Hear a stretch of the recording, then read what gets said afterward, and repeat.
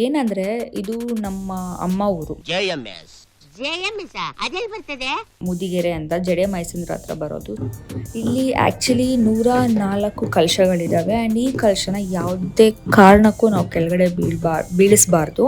ನಾನು ಹಠ ಮಾಡಿ ನನ್ನ ಕಲಶ ಹೊತ್ಕೊಂಡೀನಿ ಅಂತ ಹೊತ್ಕೊಂಡಿರೋದು ನಾನು.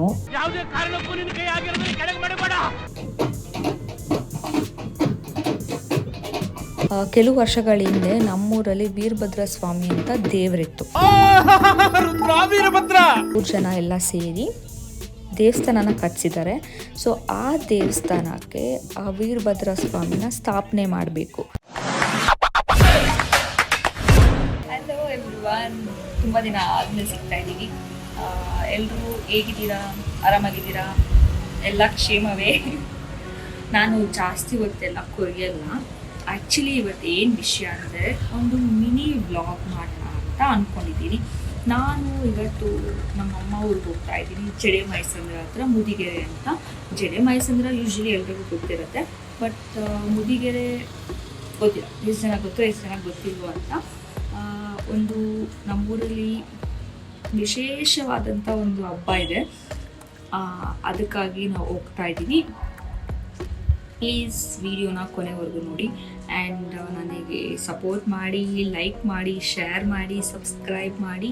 ಯಾರ್ಯಾರು ಸಬ್ಸ್ಕ್ರೈಬ್ ಮಾಡಿಲ್ಲ ಪ್ಲೀಸ್ ಇವಾಗಲೇ ಸಬ್ಸ್ಕ್ರೈಬ್ ಮಾಡಿ. ಮೊದಲನೇದಾಗಿ ಈ ಕ್ರೌಡಲ್ಲಿ ನನ್ನಂತೂ ಹುಡ್ಕಕ್ಕೆ ಹೋಗಬೇಡಿ. ಕ್ರೌಡಲ್ಲಿ ನಾನು ಕಾಣೋದು ಇಲ್ಲ. ಅಲ್ಲೆಲ್ಲೋ ಒಂದು ಕಡೆ ನಿಂತ್ಕೊಂಡು ನಾನು ಈ ಪೂಜೆ ನೋಡ್ತಾ ಇದ್ದೀನಿ. ಏನಂದರೆ ಇದು ನಮ್ಮ ಅಮ್ಮ ಊರು ಮುದಿಗೆರೆ ಅಂತ ಜಡೆ ಮೈಸಂದ್ರ ಹತ್ರ ಬರೋದು. ಸೊ ಇಲ್ಲಿ ಕಲಶ ಹೊರೋದಕ್ಕೂ ಮುಂಚೆ ಇಲ್ಲಿ ಗಟ್ಟೆ ಅಮ್ಮ ಅಂತ ಒಂದು ದೇವರ ತುಂಬಾ ಪವರ್ಫುಲ್. ಸೊ ಆ ದೇವರಿಗೆ ಪೂಜೆ ಮಾಡ್ತಾ ಇರೋದು. ಆ ದೇವರಿಗೆ ಯಾವುದೇ ರೀತಿ ವಿಗ್ರಹ ಆಗಲಿ ಏನೂ ಇಲ್ಲ. ಸೊ ನೀರೇ ಆ ದೇವರು ಅಂತ ಇಲ್ಲಿ ನಂಬ್ಕೊಂಡು ಆ್ಯಂಡ್ ಆ ದೇವ್ರು ಇದೇ ಕೂಡ. ಸೊ ಈ ದೇವ್ರನ್ನ ಕೂಡ ಹೊಂದಿಸ್ತಾರೆ ಸಮ್ಟೈಮ್ಸ್. ಸೊ ಅದಕ್ಕೋಸ್ಕರ ಇಲ್ಲಿ ಪೂಜೆ ಮಾಡಿ ಈ ನೀರನ್ನ ಕಲಶಕ್ಕೆ ಹಾಕಿ ನಾವು ಕಲಶ ಹೊರೋದು. ಇವಾಗ ದೇವ್ರಿಗೆಲ್ಲ ಪೂಜೆ ಮಾಡಿ ದೇವ್ರನ್ನ ಎತ್ಕೊಂಡು ಹೋಗೋದಕ್ಕೆ ರೆಡಿಯಾಗಿದ್ದಾರೆ. ಅಂದರೆ ಊರಿಗೆಲ್ಲ ಮೆರವಣಿಗೆ ಮಾಡಿಸೋದಕ್ಕೆ ರೆಡಿಯಾಗಿದ್ದೀವಿ. ಅದ್ರ ಜೊತೆಗೆ ಹಿಂದೆ ಕಲಶ ಹೊತ್ಕೊಂಡಿರೋರ್ಗೂ ಅಷ್ಟೇ 4-5-6 ಅವರ್ವರೆಗೂ ಆ ಕಲಶ ಹೊತ್ಕೊಂಡೇ ಇರಬೇಕಾಗತ್ತೆ. ಇಲ್ಲಿ ಆ್ಯಕ್ಚುಲಿ 104 ಕಲಶಗಳಿದ್ದಾವೆ ಆ್ಯಂಡ್ ಈ ಕಲಶನ ಯಾವುದೇ ಕಾರಣಕ್ಕೂ ನಾವು ಕೆಳಗಡೆ ಬೀಳಿಸಬಾರ್ದು. ಆ್ಯಂಡ್ ಇಲ್ಲಿ ಈ ಕಲಶ ಜೊತೆಗೆ ದೇವ್ರನ್ನ ಹೊಂದಿಸೋದು ಅಂತಾರಲ್ಲ, ಸೊ ಅದು ಕೂಡ ಮಾಡ್ತಾರೆ.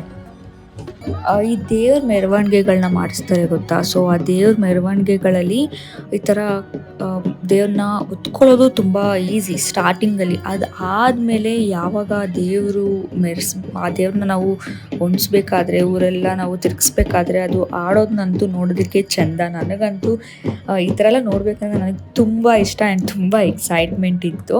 ಅದನ್ನು ನಾನು ನೋಡಿದೆ ಆ್ಯಂಡ್ ನಂಗೆ ತುಂಬಾ ಇಷ್ಟ ಈ ಥರ ಎಲ್ಲ ನೋಡೋದಕ್ಕೆ. ಆ ದೇವರು ಹೊಂದಿಸ್ಬೇಕಾದ್ರೆ ಅದು ಆಡೋ ಡ್ಯಾನ್ಸು, ಅಲ್ಲಿ ಇಲ್ಲಿ ಎಳ್ಕೊಂಡು ಹೋಗೋದು, ದೇವಸ್ಥಾನ ಒಳಗಡೆ ಮತ್ತೆ ಕೂರಿಸೋದು, ಅದಕ್ಕೆ ಮಾಡಿರೋ ಅಲಂಕಾರ ಎಲ್ಲ. ಇವಾಗ ಏನು ಪೂಜೆ ಮಾಡಿದ್ರು ಆ ನೀರಿಗೆಲ್ಲ, ಸೊ ಆ ಜಾಗನ ನಾವು ಕಲ್ಬಾವಿ ಅಂತ ಕರಿತೀವಿ. ಇದೇ ಜಾಗ ಅದು. ಸೊ ಅಲ್ಲಿ ದೇವ್ರಿರೋ ಕಾರಣದಿಂದ ಯಾರು ಕೂಡ ಚಪ್ಪಲಿ ಎಲ್ಲ ಹಾಕ್ಕೊಂಡು ಹೋಗೋಂಗಿಲ್ಲ ಆ್ಯಂಡ್ ನಾನ್ ವೆಜ್ ತಿಂದು ಆ ಕಡೆ ಹೋಗೋಂಗಿಲ್ಲ. ತುಂಬ ಶ್ರೇಷ್ಠ ಅಂತ ಹೇಳ್ತಾರೆ. ಇದು ನನ್ನ ಫಸ್ಟ್ ಎಕ್ಸ್ಪೀರಿಯೆನ್ಸ್ ಆಗಿರೋದ್ರಿಂದ ತುಂಬ ಒಳ್ಳೆ ಎಕ್ಸ್ಪೀರಿಯೆನ್ಸ್. ನಾನು ಹಠ ಮಾಡಿ ನನ್ನ ಕಲಶ ಹೊತ್ಕೊಂಡೀನಿ ಅಂತ ಹೊತ್ಕೊಂಡಿರೋದು ನಾನು.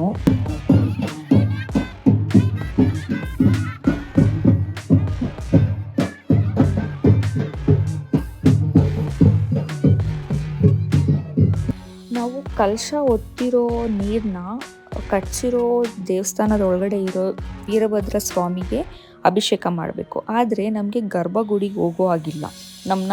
ನಮಗೆ ಎಂಟ್ರಿ ಇಲ್ಲ ಗರ್ಭಗುಡಿಗೆ ಹೋಗೋದಕ್ಕೆ ಹೆಣ್ಮಕ್ಳಿಗೆ. ಸೊ ಅದಕ್ಕಾಗಿ ದೇವಸ್ಥಾನ ಹಿಂದೆಗಡೆ ಸ್ಟೇರ್ಸ್ ಥರ ಮಾಡಿದ್ದಾರೆ. ಸೊ ನಾವು ಆ ಸ್ಟೇರ್ಸ್ ಮೇಲೆ ಮೆಟ್ಲ ಮೇಲೆ ಹತ್ತಿ ನೀರು ಹಾಕಿದ್ರೆ ಅದು ಡೈರೆಕ್ಟ್ ಗರ್ಭಗುಡಿಗೆ ಹೋಗಿ ಆ ದೇವ್ರ ಮೇಲೆ ಅಭಿಷೇಕ ಆಗುತ್ತೆ, ನೀರು ಅಭಿಷೇಕ ಆಗುತ್ತೆ. ಅದು ಕಲಶದ ನೀರಾಗಿರೋದ್ರಿಂದ ತುಂಬ ಶ್ರೇಷ್ಠ. ಅದೊಂದು ಮಾಡಿದ್ರೆ ಪೂಜೆ ಮುಗ್ದಂಗೆ.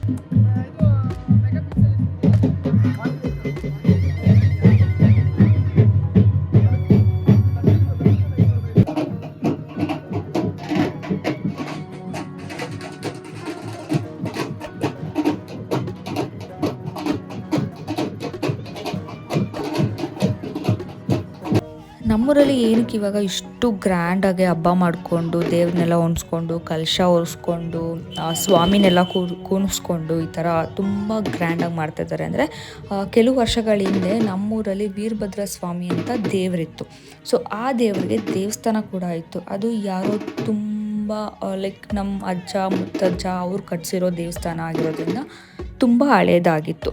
ಸೊ ಆ ಕಾರಣದಿಂದ ಮಳೆ ಬಂದರೆ ಸೋರೋದು, ಗೋಡೆ ಎಲ್ಲ ಬಿದೋಗೋ ಥರ ಆಗಿರೋದೆಲ್ಲ ಆಗಿತ್ತು. ಅದಕ್ಕೆ ವೀರಭದ್ರ ಸ್ವಾಮಿ ದೇವರನ್ನ ಒಬ್ಬರು ಅರ್ಚಕರ ಮನೆಯಲ್ಲಿ ಕಲಶದಲ್ಲಿ ಆ ದೇವ್ರನ್ನ ಹಾಕಿ ಇಟ್ಟಿದ್ದಾರೆ. ಸೊ ಇವಾಗ ಊರು ಜನ ಎಲ್ಲ ಸೇರಿ ದೇವಸ್ಥಾನನ ಕಟ್ಸಿದ್ದಾರೆ.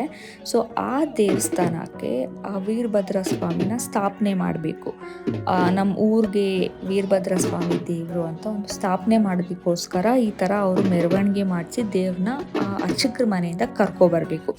ಇದು ಆ್ಯಕ್ಚುಲಿ ಇಂಟೆನ್ಷನ್. ಆ ದೇವರು ವಿಗ್ರಹ ರೀತಿಲಿಲ್ಲ. ಇವಾಗ ಕಲಶದೊಳಗಡೆ ಆ ದೇವರಿರೋದು. ಸೊ ಆ ಕಲಶದಿಂದ ಆ ವಿಗ್ರಹಕ್ಕೆ ನಾವು ಜೀವ ತುಂಬಬೇಕು. ಅಂದರೆ ಅಲ್ಲಿರೋ ಪೂಜಾರಿಗಳಾಗಿರ್ಬೋದು, ಅರ್ಚಕರಾಗಿರ್ಬೋದು, ಅದಕ್ಕೆ ಜೀವ ತುಂಬಬೇಕು. ಆ ಕಾರಣಗಳಿಂದ ಇಷ್ಟೆಲ್ಲ ಮೆರವಣಿಗೆ ಮಾಡಿ ದೇವ್ರನ್ನ ಹೊಣಿಸಿ ನಾವು ಪೂಜೆ ಮಾಡ್ತಾ ಇರೋದು. ಏನಾದರೂ ಬೇಡಿಕೆ ಇದ್ದರೆ, ಹರಕೆ ಇದ್ದರೆ ವೀರಭದ್ರ ಸ್ವಾಮಿನ ಬೇಡ್ಕೊಂಡ್ರೆ ಖಂಡಿತವಾಗ್ಲೂ ಆಗುತ್ತೆ. ಇದು ಆ್ಯಕ್ಚುಲಿ ನನಗೆ ಕೂಡ ತುಂಬ ಎಕ್ಸ್ಪೀರಿಯೆನ್ಸ್ ಆಗಿದೆ.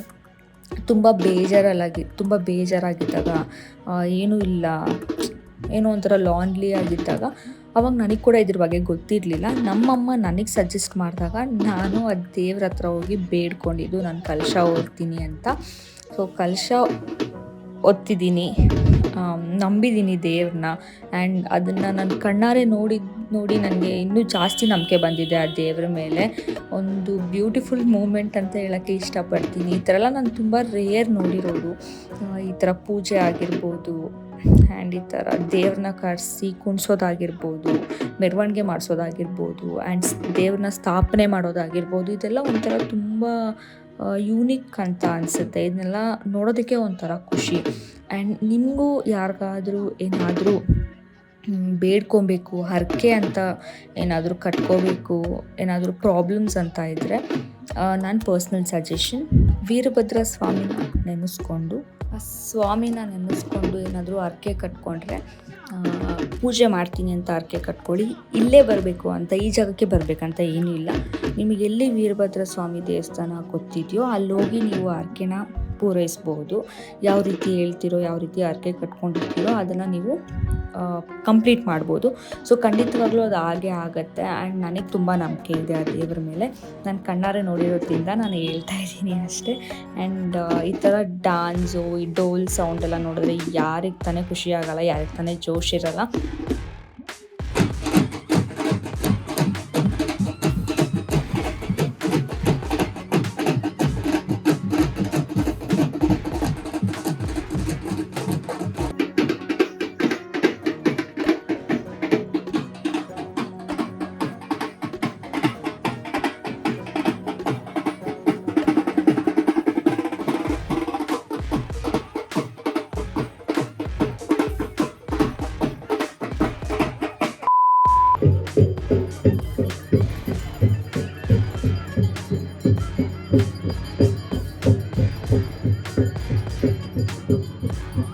ಏನಂದರೆ ಎಷ್ಟು ಕೋಇನ್ಸಿಡೆನ್ಸ್ ಗೊತ್ತಾ, ನಾವು ಇವಾಗ ತಾನೇ ಎಲ್ಲ ಪೂಜೆನ ಮುಗಿಸ್ಕೊಂಡು ನಮ್ಮೂರಿಂದ ವಾಪಸ್ ಬಂದು ಫ್ರೆಶ್ ಅಪ್ ಆಗಿ ಕಾಫಿ ಟೀ ಕುಡ್ಕೊಂಡು ಆರಾಮಾಗಿ ಕುತ್ಕೊಂಡಿದ್ದು. ನೋಡಿದ್ರೆ ಬೆಂಗಳೂರಲ್ಲಿ ಕೂಡ ಯಾವುದೋ ದೇವ್ರು ಉಣಿಸ್ತಾ ಇದ್ದಾರೆ, ಅದು ಎರಡೆರಡು. ನಾನು ಅಂದ್ಕೊಂಡೆ ಒಂದೇ ದಿನ ಎಷ್ಟೊಂದು ದೇವ್ರು ನೋಡೋ ಭಾಗ್ಯ ಬಂತು ನನಗೆ ಅಂತ. ಬಟ್ ಲಿಟ್ರಲಿ ನಂಗೆ ನಂಬಕ್ಕೆ ಆಗಿಲ್ಲ. ಅಲ್ಲೂ ದೇವ್ರ ಮೆರವಣಿಗೆ ನೋಡಿದೆ, ಆ್ಯಂಡ್ ಬೆಂಗಳೂರಿಗೆ ಬಂದ ಮೇಲೂ ದೇವ್ರ ಮೆರವಣಿಗೆ ನೋಡಿದೆ. ಅಂದರೆ ಏನೋ ಭಕ್ತಿ ಎಲ್ಲಿರುತ್ತೋ ದೇವ್ರು ನಮಗೆ ಎಲ್ಲ ಕಡೆನೂ ಕಾಣಿಸ್ತಾರೆ ಅಂತ. ಇದು ಬೆಸ್ಟ್ ಎಕ್ಸಾಂಪಲ್. ನಾನಂತೂ ದೇವ್ರನ್ನ ಸಿಕ್ಕಾಪಟ್ಟೆ ನಂಬ್ತೀನಿ, ಯಾಕಂದರೆ ದೇವ್ರಿದ್ರೇ ನಾವೆಲ್ಲರೂ. ಗಾಯ್ಸ್, ಇವತ್ತಿನ ವ್ಲಾಗ್ ಮುಗೀತು. ಐ ಹೋಪ್ ವಿಡಿಯೋ ಅಲ್ಲಿ ಸಾಕಷ್ಟು ಇನ್ಫಾರ್ಮೇಷನ್ಸ್ ಕೊಟ್ಟಿದ್ದೀನಿ ಅಂತ ನಾನು ಅಂದ್ಕೊತೀನಿ. ಆ್ಯಂಡ್ ವ್ಲಾಗ್ ನಿಮಗೆ ಇಷ್ಟ ಆಗಿದೆ ಅಂತ ಕೂಡ ಭಾವಿಸ್ತೀನಿ. ಇದೇ ರೀತಿ ನನಗೆ ಸಪೋರ್ಟ್ ಮಾಡ್ತಾ ಇರಿ. ಆ್ಯಂಡ್ ಲೈಕ್ ಮಾಡಿ, ಶೇರ್ ಮಾಡಿ, ಸಬ್ಸ್ಕ್ರೈಬ್ ಮಾಡಿ. ಯಾರ್ಯಾರು ಸಬ್ಸ್ಕ್ರೈಬ್ ಆಗಿಲ್ಲ ಪ್ಲೀಸ್ ಸಬ್ಸ್ಕ್ರೈಬ್ ಮಾಡಿ. ನನ್ನ ಎಲ್ಲ ವೀಡಿಯೋಸ್ನು ನೋಡಿ ಇದೇ ರೀತಿ ಸಪೋರ್ಟ್ ಮಾಡ್ತೀರಿ. Love you all, take care, bye, see you again.